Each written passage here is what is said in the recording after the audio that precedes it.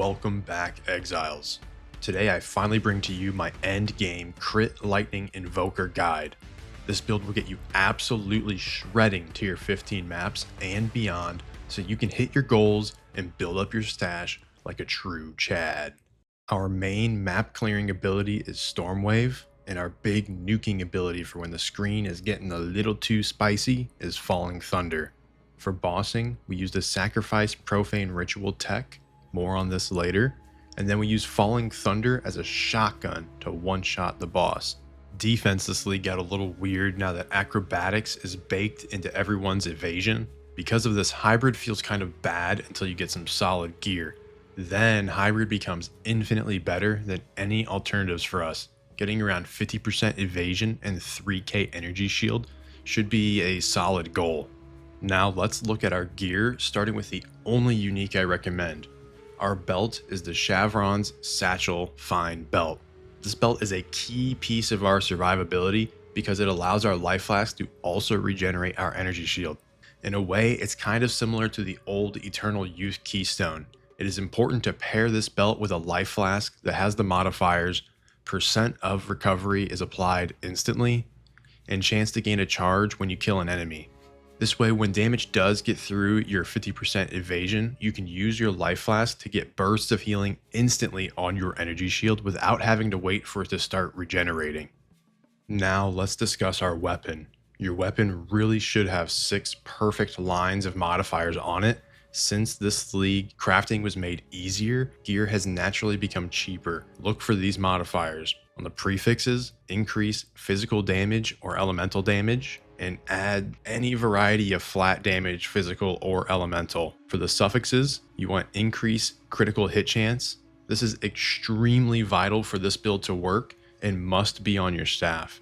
Additionally, make sure you aren't getting the new Dreaming Quarterstaff base with 0% critical hit chance. This would be terrible. Also, increase attack speed, plus to level of all melee skills, or plus to critical damage bonus. Now, I'm going to bundle the rest of the gear pieces into one section here to keep this as short and sweet as possible. The most important modifiers you are going to want to look for on the rest of your gear goes like this. You need one singular line of Mana Leech somewhere. It's mandatory. This can be found on gloves or rings. Movement speed on your shoes is obviously mandatory. Your helmet needs to be a full energy shield helmet, not a hybrid helmet, and make sure to use a greater iron rune on it. Your body armor should have at least 1000 to 1100 evasion minimum after runes and quality. Your amulet should have percent energy shield and flat energy shield and plus melee skill levels. You can get some extra critical strike chance on your helmet or amulet, and you should try to on at least one of those. On your gloves and rings, you're going to want to get as much flat damage, physical or elemental, as you can on your prefixes. And then after all of that is taken into account, the rest of the modifiers on all of your gear should go in this order of importance. Elemental resistance until 75% across the board, modifiers that are going to increase your evasion and energy shield, and then life. I'm currently experimenting with different amulet anoints, but currently I'm using Barbaric Strength and I find it to be quite powerful. If you want a full list and breakdown of what mods to look for on each item specifically, then check out the Endgame section within my very detailed written guide on Mobalytics. Now let's go over our current gem selections. On Stormwave, we're using Rapid Attacks 2 for increased attack speed, Elemental Armament 2 for more elemental attack damage, Branching Fissures 2 to increase our AoE clear, Pinpoint Critical for increased critical strike chance, and Rage 3. Not only will this keep our rage stacked up to the max while mapping, but it also gives us 15% more attack speed.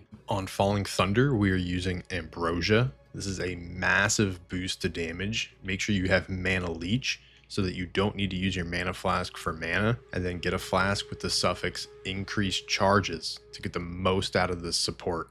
Elemental Armament 2 for more elemental attack damage, Inevitable Critical for added critical strike chance, Projectile Acceleration 3 for 40% projectile speed and damage. The extra projectile speed also means that things will die faster and your power charges will come back to you quicker. And finally, Nova projectiles, to make your projectiles fire in a circle. This is perfect for mapping. However, when you want to one-shot a boss, you should swap this support out for X-Size. It will guarantee your critical hit and also put all of your projectiles in front of you so you can properly use it as a shotgun. Now on Charged Staff, we're using Prolonged Duration 2 to increase the duration of the buff it gives us, Innervate to occasionally give us a big damage increase, Elemental Armament 2 for more elemental attack damage, and Culling Strike 2 to cull targets.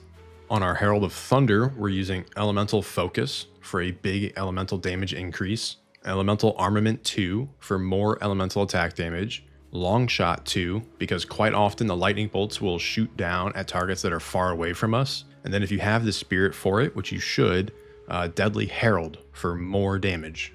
And once you're in some good hybrid gear, you're definitely going to want to start using Wind Dancer. Support it with Magnified Area 2 for a larger AoE, Maim for some added utility in the form of a slow, and then Knockback so that you're knocking enemies in melee range of you back further when your Gale Force procs. And finally, our Cast on Crit setup is supported with Profane Ritual. This is our power charge generation, Energy Retention for some energy sustain, Boundless Energy 2, which is also for energy sustain, and then Overabundance 1 so that our Profane Rituals activate 50% faster. Now let's talk about the 2 gems we are using to generate power charges pre-boss fight.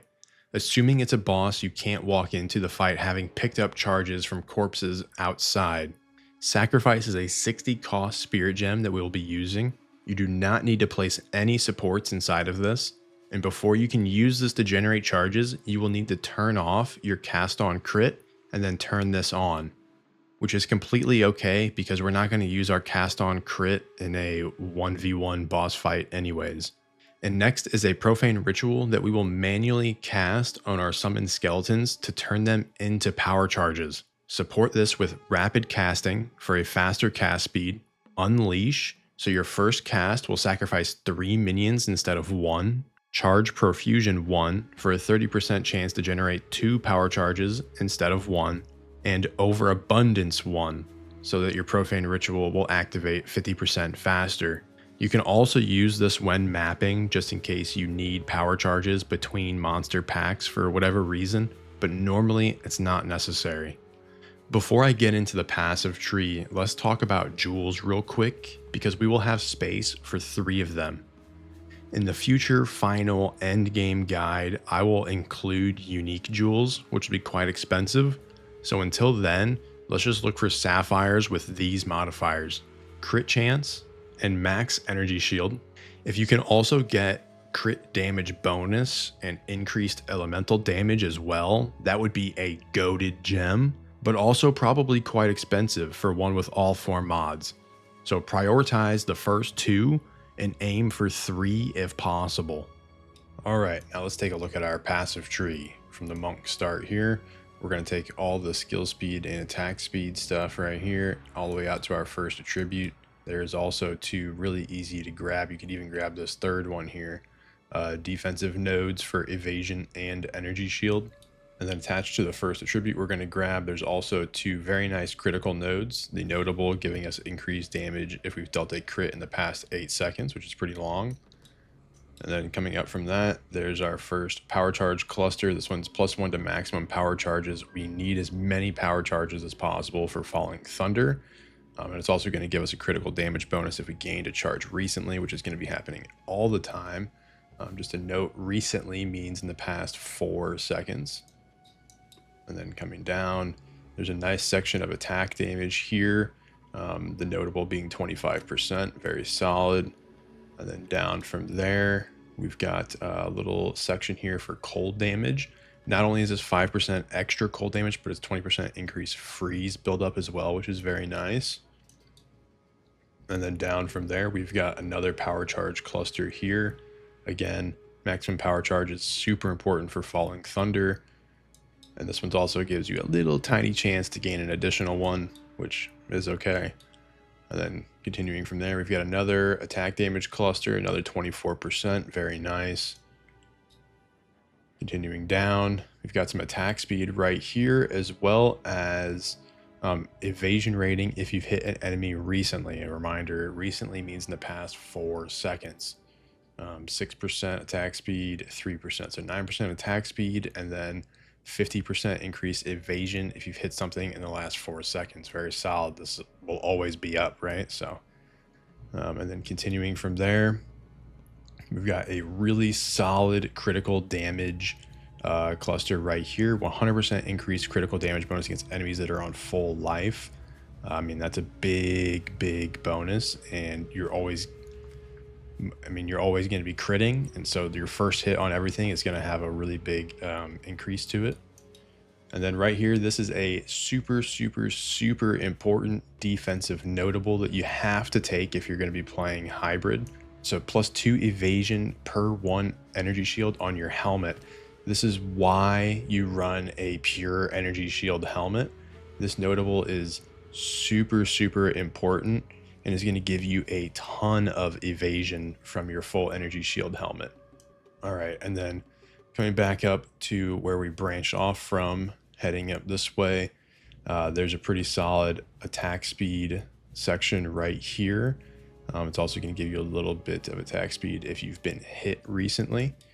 And then above that is a nice attack damage little section right here. 40% increase when you're on full life, and then 10 right behind it. So this is basically 50% because you're always going to be on full life since we have an energy shield barrier in front of our health bar.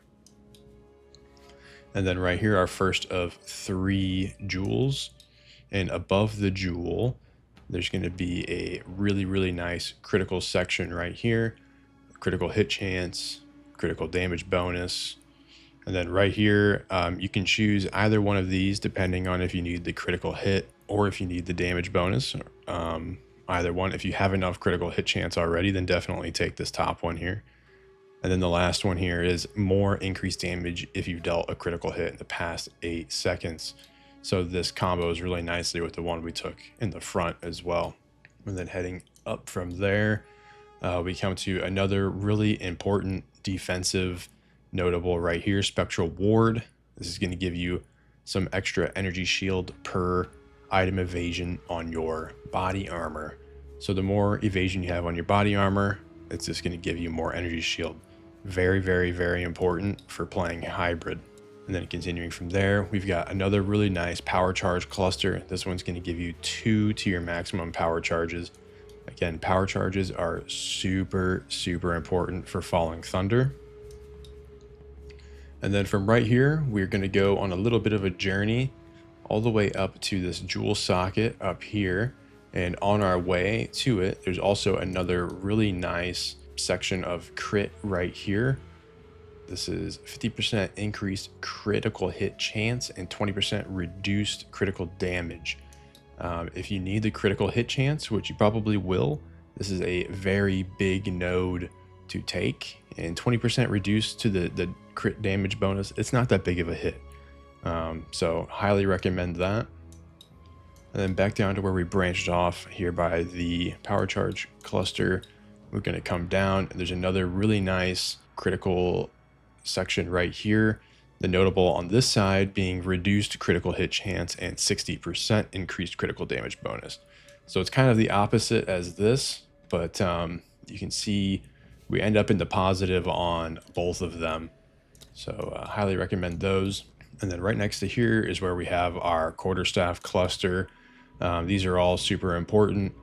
A bunch of attack speed here, and then a bunch of critical damage bonus, critical hit chance, and then also quarterstaff skills that consume power charges count as consuming an additional power charge. Sticking with the theme, power charges are incredibly useful for Falling Thunder. Every power charge you have is more Falling Thunder projectiles. So very important notable right there. Continuing down here, oh, you can see I'm missing one right here. This will be where I put my next point when I level up, most likely. And then continuing down from there, We've got our third and final jewel socket right here. Very important, right next to this jewel socket is Walker of the Wilds.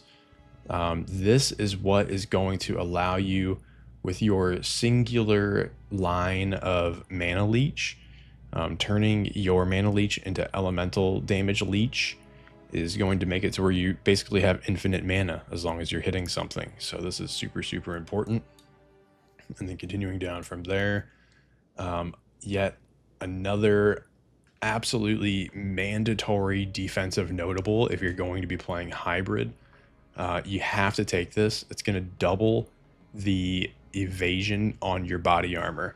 This is absolutely massive, and yeah, you have to take this.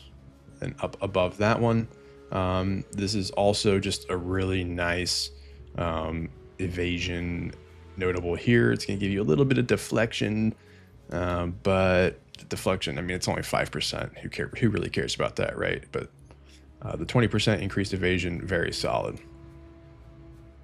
And then on the other side of that, we have the most important critical cluster in the game. 15% increased crit chance, that's great. 25% increased crit damage bonus, that's great. But the most important one is this one. It's just increasing your base critical hit chance on your weapon by 1%.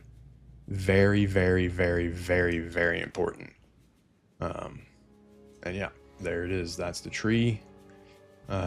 This is at level 91.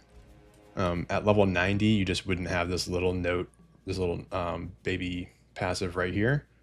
And you'd be able to take everything else. I think this is very strong at level 90. If you were to play as Hollow Palm, obviously you would come down here and grab these, and then you would take out the quarterstaff notables right here, and you would find somewhere else to place those. Wherever you would want to put them. I don't know what the best would be, but hope that's helpful, and let's continue. When it comes to the Invoker Ascendancy, a lot of it looks really good, but at the end of the day, we don't have too many options. I don't see a world where you would ever want to take anything other than what I have selected. Lead Me Through Grace. This allows us to get another defensive mod on our body armor instead of spirit, bolstering both our defense and our total spirit. This is a must once you get a good body armor. Sunder My Enemies. This is an insane node that allows us to use all of our passives and support gems fully on damage rather than any form of penetration or exposure. And then I Am the Blizzard and I Am the Thunder. Both of these add a significant amount of damage and should be taken. Now let me quickly go over the ones we aren't selecting just so we've covered everything. Meditate. This is strong but clunky to use and it slows you down. It's better to just bolster your defenses elsewhere and not have to use this. Unbound Avatar, really solid if you remember to use it and have it prepared for a boss fight, but there are certain pinnacle encounters where you just don't get to use this, and that's quite sad. And then Scatter Them to the Winds. This one is really cool, but sadly, even after GGG buffed this one this patch, the damage is just not enough to value it higher than either the Blizzard or the Thunder notables. And the other two options are just never really going to be a choice. We would never cut our evasion in half, and the extra energy generation is just not necessary. Thank you so much for watching my endgame Invoker guide. There will be one more final version of this guide coming that includes all 6 linked skill gems, lineage support options, unique jewels, chase uniques, and T4 pinnacle bossing. Make sure to subscribe if you don't want to miss out on that. If you enjoyed the video and found it helpful, then I'd really appreciate it if you hit the thumbs up and liked the video. This one took a lot of effort to put together, so thanks again for watching. If you want to watch the build live and help Theorycraft, well, I stream over on Twitch and here on YouTube Monday through Friday when I'm not editing videos. Until next time, peace!